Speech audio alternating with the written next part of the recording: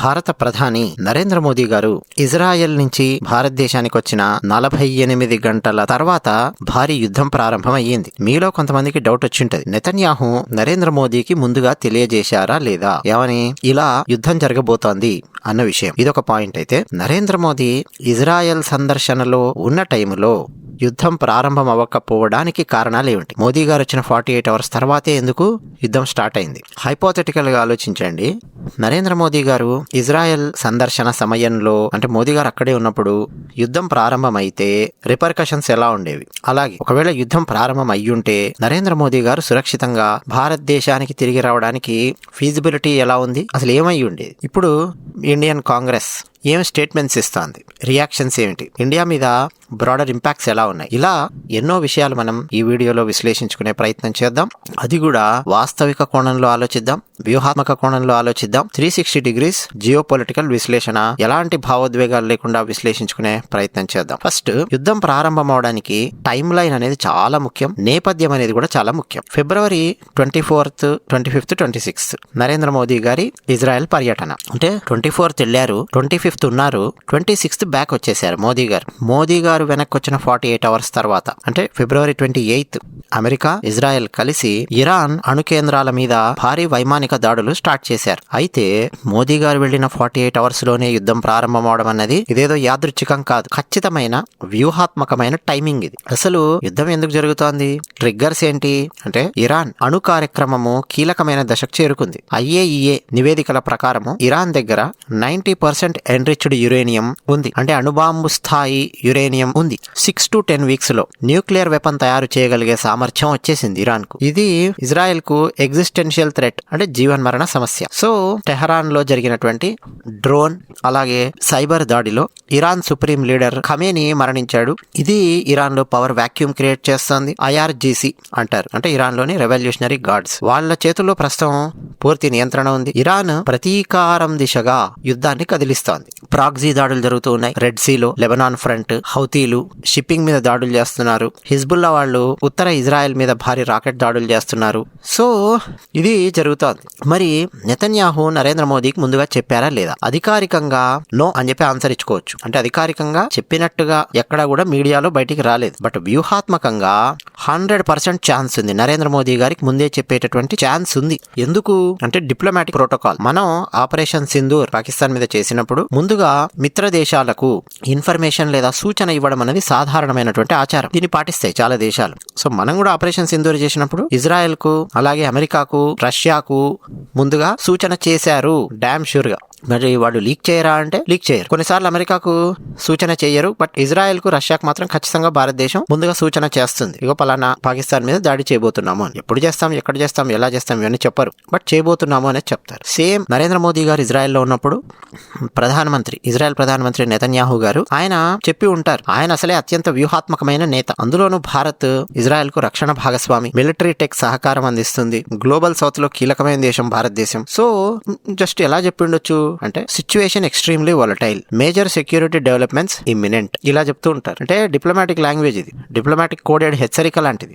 ఎందుకు 48 గంటల తర్వాత, మోదీ గారు వెళ్ళిపోయిన 48 గంటల తర్వాత అంటే, మోదీ గారి భద్రత కోసం చేసిన వ్యూహాత్మకమైన విరామము 48 అవర్స్, ఇలా మనం అర్థం చేసుకోవచ్చు. అయితే ఇరాన్ మీద దాడి చేయాలి అన్నది ఒక 2 వారాల ముందు నుంచే ప్లాన్ చేసుకుంటున్నారు. ఎప్పుడు, ఎక్కడ, ఏ రోజు అనేది కన్ఫర్మ్ కాలేదు. ఛాన్స్ దొరకగానే దాడి చేయాలి అనేది 2 వారాల ముందు నుంచి ప్లాన్ ఉంది. బట్ మోదీ గారు ఇజ్రాయెల్లో ఉన్నప్పుడు ఖమేనీని లేపేసే ఛాన్స్ దొరికినప్పటికీ, అంటే ఖమేనీ ఇక్కడ ఉన్నాడు, వేసేయచ్చు ఇప్పుడు మనం అన్న ఛాన్స్ దొరికినప్పటికీ వాళ్ళు ఆ ఛాన్స్ తీసుకోరు కూడా. ఎందుకు? మోదీ పర్యటన సమయంలో యుద్ధం ఎందుకు ప్రారంభించలేదు ఇజ్రాయెల్ అంటే, మోదీ గారి భద్రత ఇది అబ్సల్యూట్ ప్రయారిటీ అవుతుంది. ఇది ఫస్ట్ రీజన్. ఎందుకంటే ఇజ్రాయెల్ అత్యధిక ఉగ్రవాద ముప్పు ఉన్నటువంటి ప్రాంతం. యుద్ధ సమయంలో అసలు ఇజ్రాయెల్లో ఎవరూ 100% సురక్షితం కాదు. మోదీ మీద దాడి జరిగితే అది ప్రపంచ యుద్ధాన్ని ట్రిగ్గర్ చేసే అతిపెద్ద ఇన్సిడెంట్ అయ్యి ఉండేది. ఇదొక విశ్లేషణ ఉంది. ఆలోచించండి, మనమేమో మోదీ గారు వెళ్ళారు, హగ్ ఇచ్చారు, ఆ హగ్ గురించి నెతన్యాహు మాట్లాడారు, నెతన్యాహు కంటతడి పెట్టుకున్నారు, మోదీ గారు వాళ్ళ పార్లమెంట్ లో ఇలా మాట్లాడారు, ఇవన్నీ మనము మాట్లాడుకున్నాం. నెతన్యాహు గారి సతీమణి కాషాయం ధరించి వచ్చారు, ఆ దుస్తులు, ఇవన్నీ మాట్లాడుకున్నాం. కానీ మనలో చాలా మంది ఆలోచించని పాయింట్ ఏంటో తెలుసా? అసలు ఇజ్రాయెల్ లాంటి అత్యధిక ఉగ్రవాద ముప్పు ఉన్న ప్రాంతానికి నరేంద్ర మోదీ గారు పర్యటించడమే చాలా గొప్ప విషయం, చాలా చాలా గొప్ప విషయం. అసలు ఇప్పటి వరకు ఇజ్రాయెల్ లోపలికి అడుగు పెట్టినటువంటి ప్రధానమంత్రులు తీసుకుంటే ఫస్ట్ ప్రధానమంత్రి నరేంద్ర మోదీ గారు, ఫస్ట్ పార్లమెంట్ లో ఇజ్రాయెల్లో ప్రసంగించినటువంటి ప్రధానమంత్రి మోదీ గారు, మైనారిటీల ఓట్లు పోతాయి, ఈ క్యాలిక్యులేషన్స్ ఏం పెట్టుకోలేదు మోదీ గారు. దానికి అతీతంగా ఇజ్రాయెల్ తో భారతదేశానికి సంబంధ బాంధవ్యాలు బలోపేతం చేస్తూ వస్తున్నారు. ఎందుకంటే ఇజ్రాయెల్ రక్షణ భాగస్వామి. అలాగని చెప్పి ముస్లిం దేశాలను ఏమైనా కెలుక్కుంటున్నారా మోదీ గారు? లేదు. ముస్లిం దేశాలతో కూడా అలాంటి సంబంధ బాంధవ్యాలు అవన్నీ కూడా బలంగానే భారతదేశానికి క్రియేట్ చేసి పెడుతూ ఉన్నారు. సో నెతన్యాహు గారు డిప్లొమాటిక్ గా కొంచెం ఇలా జరగబోతోంది అని చెప్పి ఉండొచ్చు. మరి మోదీ గారు అక్కడ ఉన్నప్పుడు ఇజ్రాయెల్ ఇరాన్ మీద దాడి చేయడం అన్నది డిప్లొమాటిక్ మర్యాద కాదు. అలా గనక చేస్తే భారతదేశాన్ని అవమానించడం అవుతుంది. మోదీ గారు అక్కడే ఉన్నప్పుడు, అక్కడ కార్యక్రమాలు జరుగుతూ ఉన్నప్పుడు, మరోపక్క ఇజ్రాయెల్ ఇరాన్ మీద దాడులు చేస్తే, అంటే అతిథి దేశ ప్రధాని ఆ దేశంలో ఉన్నప్పుడు వేరే దేశం మీద దాడి చేస్తే దాని రిపర్కషన్స్ చాలా ఉంటాయి. ఏమనుకుంటారు? మోదీ అక్కడ ఉన్నాడు అంటే భారతదేశము ఇజ్రాయెల్ కలిసి ప్లాన్ చేసి ఇరాన్ మీద దాడి చేసింది అన్నటువంటి నెగిటివ్ సంకేతాలు వెళ్తాయి. డిప్లొమాటిక్ మర్యాద కాదు అలా దాడి చేయడం. అందుకని కూడా ఇజ్రాయెల్ మోదీ గారు అక్కడ ఉన్నప్పుడు దాడి చేయలేదు. నెక్స్ట్ ఏంటంటే అంతర్జాతీయంగా ఇమేజ్ మేనేజ్మెంట్ అని ఒకటి ఉంటుంది. ఏమని? మోదీ అక్కడే ఉంటే ఇండియా ఎండార్స్డ్ ఇజ్రాయలీ అటాక్ అనే ఒక గ్లోబల్ నేరేషన్ అనేది బిల్డప్ అవుతుంది. ఇది ఇజ్రాయెల్ కూడా డిప్లొమాటిక్ గా చూస్తే చాలా పెద్ద సమస్య వస్తుంది. ఎందుకంటే మన భారతదేశానికి అవమానం జరిగే పరిస్థితి వస్తే భారతదేశము ఇజ్రాయెల్ రెండు కాస్త గ్యాప్ పెంచుకునే అవకాశం వచ్చేస్తుంది. భారతదేశం సీరియస్ అవుతుంది ఇజ్రాయెల్ మీద, స్నేహం దెబ్బతింటుంది. సో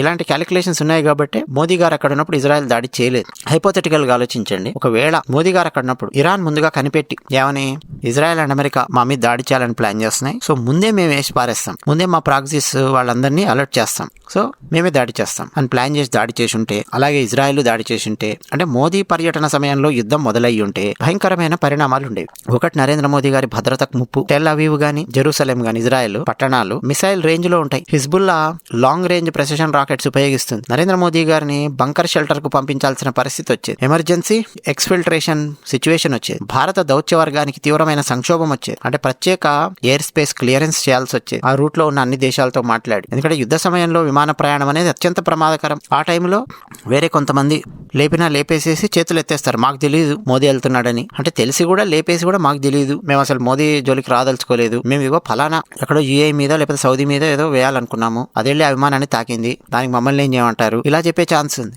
అయితే భారత వాయుసేన ప్రత్యేక C-17 మిషన్ చేపట్టాల్సినటువంటి అవసరం అయ్యేది మోదీ గారు అక్కడప్పుడు యుద్ధం స్టార్ట్ అయితే. అలాగే భారత విదేశాంగ విధానానికి ఘోరమైన దెబ్బ తగిలేది. అంటే ఇరాన్ లో చబహార్ పోర్ట్ ఇప్పటికే కొంచెం సమస్య ఉంది మనకు.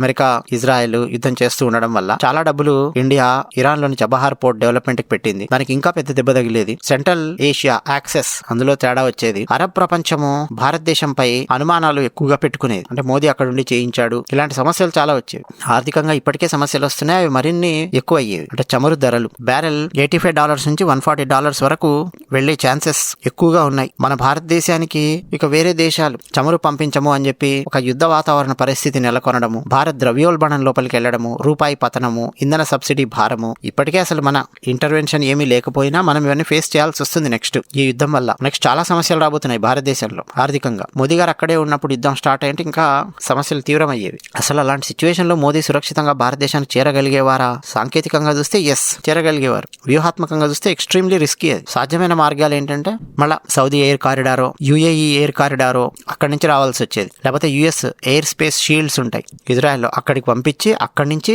మోదీ గారిని తీసుకురావాల్సి వచ్చేది. IAF వాళ్ళ C-17 స్ట్రాటజిక్ ఎయిర్ లిఫ్ట్ ఉంటుంది, ఆ పని చేయాల్సి వచ్చేది. సో ఇవన్నీ సాధ్యమైనటువంటి మార్గాలు ఉన్నాయి టెక్నికల్ గా చూస్తే. ఇక ఎన్ని చేసినా రాకెట్ దాడి ముప్పు మాత్రం 100% తొలగేది కాదు. ఇజ్రాయలీ ఐరన్ డోమ్ కవర్ అనేది ఉంది, అది కొంతవరకు సేవ్ చేస్తుంది అక్కడ. బట్ దానిలోంచి బయటకు వచ్చేసి మళ్ళీ సమస్య. యుఏఈ ఎయిర్ డిఫెన్స్ అంబ్రెల్లా ఉంది, US సెంట్కామ్ ఉంది. ఇవన్నీ ఈ ప్రోటోకాల్స్ అన్ని మళ్ళా మోదీ గారి కోసం మరింత పవర్ఫుల్ గా యాక్టివేట్ చేయాల్సి వచ్చేది. కాంగ్రెస్ పార్టీ స్పందిస్తున్న తీరు చాలా దారుణంగా ఉంది. ఒక ఆయన కాంగ్రెస్ పార్టీకి చెందినటువంటి ఒక రాజకీయ నాయకుడు, ఆయన ముస్లిము అని చెప్పి నేను ప్రత్యేకంగా మీకు చెప్పాల్సిన అవసరం లేదు. ఏమంటాడంటే మోదీ ఇజ్రాయలీ పర్యటన అనైతికం, అవమానకరం, మానవతా విలువలకు విరుద్ధం, ఇలా మాట్లాడడం మొదలు పెట్టాడు. అంటే మోదీ ఇజ్రాయలీ విజిట్ షేమ్ఫుల్, ఇల్ టైమ్డ్, ఇది మిలిటరీ ఎస్కలేషన్ కు పొలిటికల్ ఎండార్స్మెంట్ ఇచ్చినట్టుగా అయ్యింది అని చెప్పి వాళ్ళు. జయరాం రమేష్ అనే కాంగ్రెస్ నీచుడు మారల్ కోవార్డైస్, అంటే మారల్ గా పిరికివాడు, పిరికితనము అని నరేంద్ర మోదీ గారిని విమర్శించడం. War endorsing leader Narendra Modi అని కాంగ్రెస్ పార్టీ ప్రొజెక్ట్ చేసే ప్రయత్నం చేస్తుంది. అంటే మోదీ అక్కడ నుండి చేయించాడు లేదా వార్ని ఎండార్స్ చేశాడు సాధించాడు మోదీ ఇజ్రాయెల్కి వెళ్లడం ద్వారా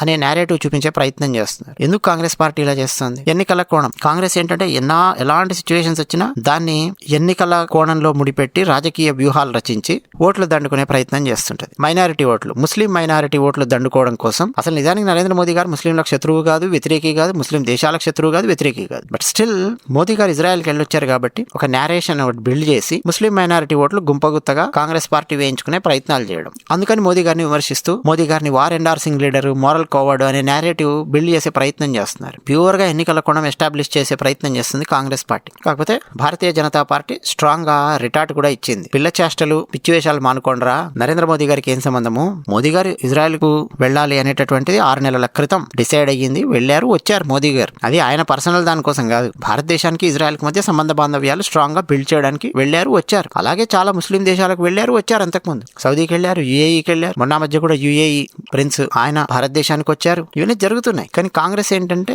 ఈ సిచ్యువేషన్ ను మోదీకి ముడిపెట్టి ఓట్లు దండుకోవాలనే ప్రయత్నం. ఇక భారతదేశం ఇంపాక్ట్ చూస్తే గ్లోబల్ గా నెక్స్ట్ భారత చమురు దిగుమతుల్లో 60% మిడిల్ ఈస్ట్ నుంచి వస్తుందండి. ప్రతి $10 పెరుగుదల 40,000 కోట్ల రూపాయల వార్షిక అదనపు భారాన్ని భారతదేశం మీద మోపుతుంది. జస్ట్ $10 పర్ బ్యారెల్ పెరిగిందంటే 40,000 crores అంటే 40,000 కోట్ల రూపాయలు యాన్యువల్ గా మన మీద భారం పడుతుంది. అలాగే భారత డయాస్పోరా భద్రత ఇప్పటికే కొంచెం క్వశ్చనింగ్ గా ఉంది. గల్ఫ్ దేశాలలో 90 లక్షల మంది భారతీయులు ఉన్నారు. యుద్ధం ఇంకా పెరిగిందంటే చాలా చాలా పెద్ద భారీ ఎవాక్యుయేషన్ అవసరం అవుతుంది. 90 లక్షల మందిని ఎవాక్యుయేట్ చేయడం అనేది it's not an easy task. ఇక ఇరాన్ తో సంబంధాలు, చాబహారు, నార్త్ సౌత్ ట్రేడ్ కారిడార్ ఇవన్నీ కొంచెం డౌన్ అయ్యే ప్రమాదం కూడా కనిపిస్తోంది. గ్లోబల్ ఇమేజ్ విషయానికి వస్తే ఇజ్రాయెల్ కు మరీ దగ్గరగా కనిపిస్తే గ్లోబల్ సౌత్ లో ఇండియా న్యూట్రల్ గా ఉంటుంది అనే పాయింట్ ప్రశ్నార్థకం అవుతుంది.